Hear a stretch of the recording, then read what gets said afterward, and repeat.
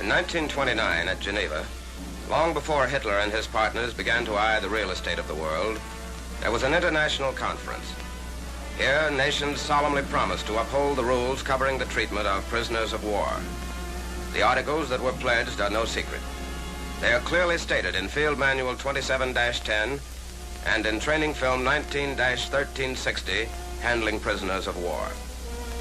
Although the Japanese have never officially accepted the Geneva rules, they have stated their intention to abide by them.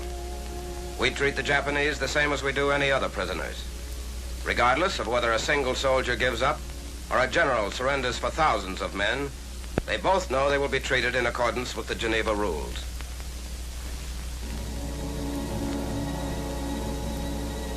September 16th, 1944, Nazi Major General Erich Elster surrendered his 20,000 men to General Macon of the 83rd Division near Loire, France.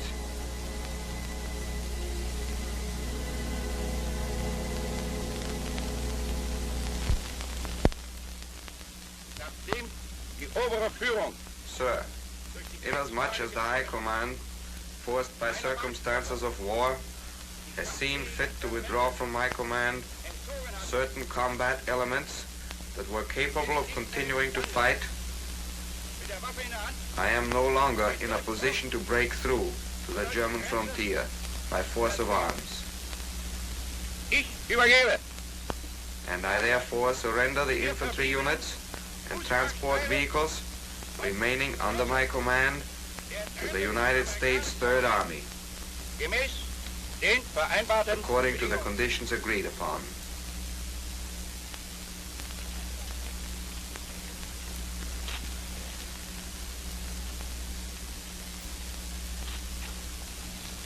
General Elster, acting for the commanding general of the 9th United States Army, Lieutenant General William H. Simpson, and on behalf of the Army of the United States, I accept your surrender.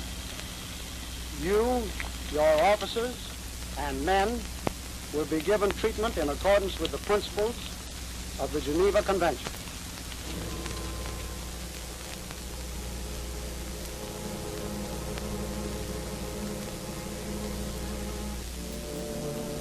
When an individual commander surrendered 20,000 men to a handful of Americans, prisoners flocked to the surrender junction in all types of conveyances.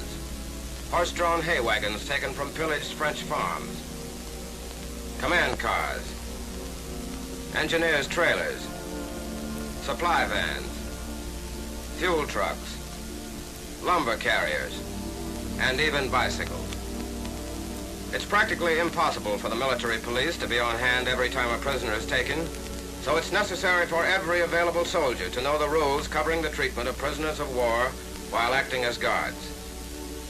Policing machinery must be established immediately, not only to guard prisoners constantly, but to see to it that their weapons, livestock, vehicles, and other supplies will never be used by them again. Acres and acres of the materiel for making war are confiscated and sent to rear areas as rapidly as possible to prevent the Nazis and their equipment from becoming roadblocks against the speed of our advancing armies.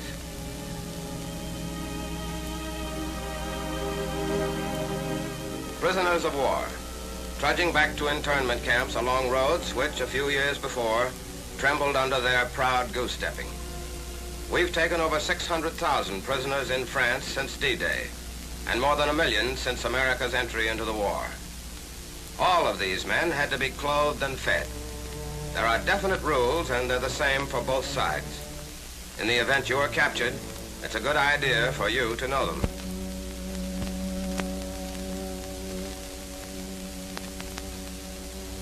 As soon as possible after an enemy soldier has been taken, he is thoroughly searched and all documents and weapons are taken away from him. These are later turned over to G2 for further investigation. Often, these apparently innocent belongings will supply the answer to some tactical problem. This is the enemy, disarmed, helpless. He thinks about many things after he's captured, but the big three probably are hate, fear, escape. He may not realize it yet, but he has nothing to fear. However, escape never leaves his thoughts, and our men know it. G2 always allows the prisoner to abide by the rules. But a word dropped off guard, a hesitant phrase, and this prisoner has unwittingly betrayed his country. A prisoner of war and a G2 sergeant chat over a tactical map of the area. "We tried to surround your battalion here," says the non-com. Nine, that wasn't our position. We were over here." Each prisoner, before he knows it, has added a fact, no matter how small. When all the pieces are put together, the jigsaw is nearer completion, and we know where and how to strike next. After prisoners are questioned and searched in the immediate vicinity of their capture, they are moved back to a rear echelon. They carry their own wounded. In serious cases, when it is possible, our men will move a badly hurt German to the rear, where hospital facilities will be provided. Prisoners of war are not marched over 12 miles a day, and rest periods are granted on the march. If the march is long, prisoners are fed hot food if available.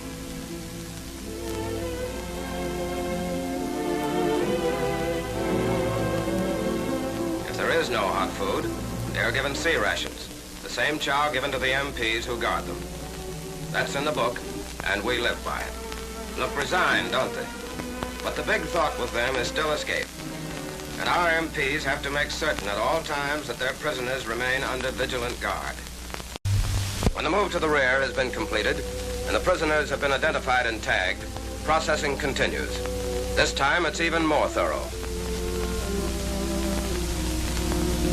The rules agreed upon at Geneva covering the treatment of prisoners of war are read from Field Manual 27-10 in a language they can understand. Kriegsgefangene sind verpflichtet, nur ihren Namen, Rang und Upon capture, every prisoner is bound to give only his name and rank or serial number. Vorausgesetzt, dass sich den Prisoners may attend church services on the condition that they comply with military regulations covering their conduct. Esswaren, Büchern und Kleidern zu versorgen. Prisoners shall be allowed to receive packages intended to supply them with food, reading material, and clothing. Hygienische Maßnahmen Prisoners sind are entitled to the same quality rations, clothing, and living quarters as are afforded our own troops, and sanitary measures will be practiced by and for them. Again, prisoners are searched and sent to the interrogation tables. A great deal of what we know about the enemy is uncovered here by our intelligence teams. Sentimental keepsakes, family letters, cherished photographs, innocent friendly things to a soldier, vital information to the eyes of our intelligence. For example, G2 discovered this letter written by a lonely Frau.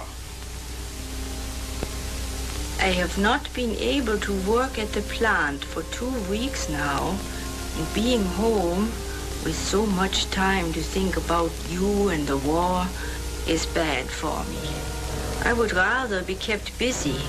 Harmless enough, but add the dated postmark and G2 knows why there's a plant inactive in Dortmund. Confirmation that our Air Force flattened it. When these nuggets of information have been sifted, the prisoners are sent to a personnel clerk for further questioning. Was tun Sie beim Militär? What's your job in the Army? Scharfschütze. Expert gunner, shooting. Ihr Beruf, bevor Sie Soldat wurden? What kind of work did you do before you became a soldier? Ich war immer Soldat, Gewehr- und Maschinengewehrschütze. I've always been a soldier, firing rifle and machine gun. His days as a gunner are over, but the Geneva rules say that we can put him to work. So we'll find Fritz a new job and pay him for it, just as you will be put to work and paid if you are captured.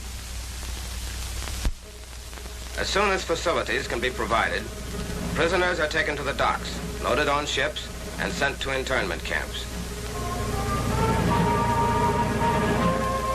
Take a good look at these prisoners.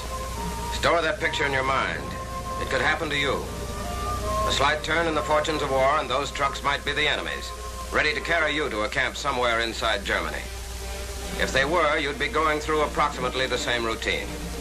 And if you know what to expect, you'll know how to handle yourself.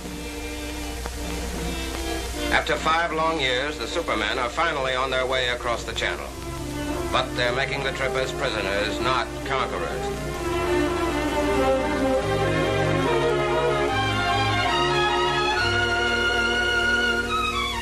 Under the watchful eyes of our MPs, enemy soldiers jumped from a landing barge onto English soil.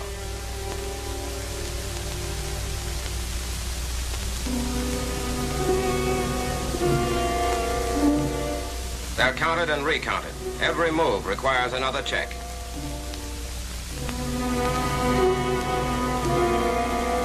German boots rumbling over the streets of an English seacoast town, but not as they had planned.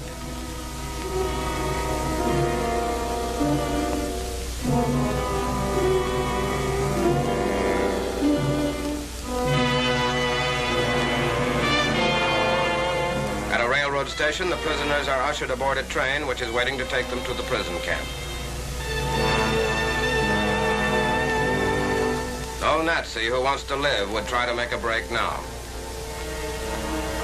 Chances for collusion and conspiracy among the officers and men are minimized by placing the officers in separate cars. The train ride carries the prisoners deep into the English countryside. What used to be peaceful grazing meadows have been strung off with barbed wire to house the incoming thousands of war prisoners. Enclosures are subdivided so that the larger areas contain the enlisted men and the smaller hold the enemy officers.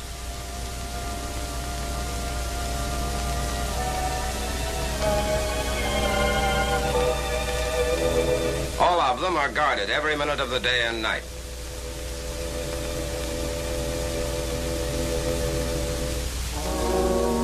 Again, the prisoners are searched.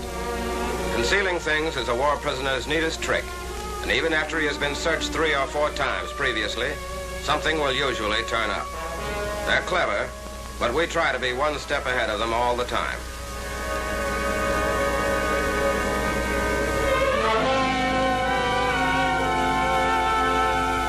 Meals are served regularly. It's our food, but they've got to supply their own cooks to prepare it and their own KPs.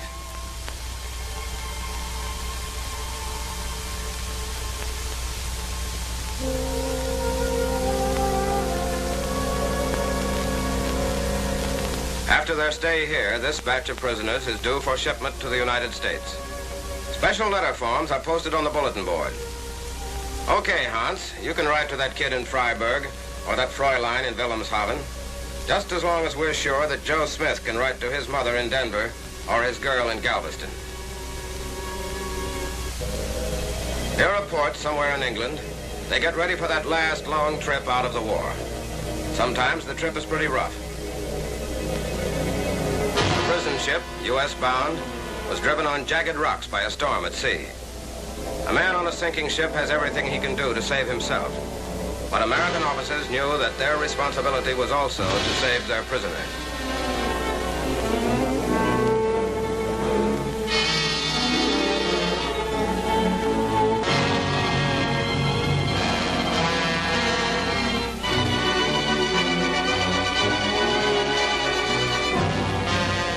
The ship finally broke in two. After nearly all of the prisoners had been evacuated, 4 American officers went with it to the bottom. Were Nazi lives worth the sacrifice? Not by a long shot. But Germany holds American prisoners in hostage. Germany may hold you. That's why those officers had to give their lives, because it will be your right likewise to be guarded and kept safe under all conditions.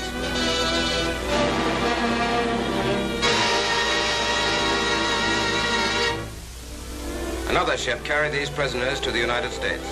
Large convoys are crossing the ocean with boatloads of war prisoners. In the United States, the men are assigned to permanent prison camps scattered all over the country. Here, they are busily engaged in all types of useful work. More than 1 million well-trained enemy soldiers are taken off the battlefields, and thousands more continue to pour into internment camps every day as defeat slowly and surely closes in around their country.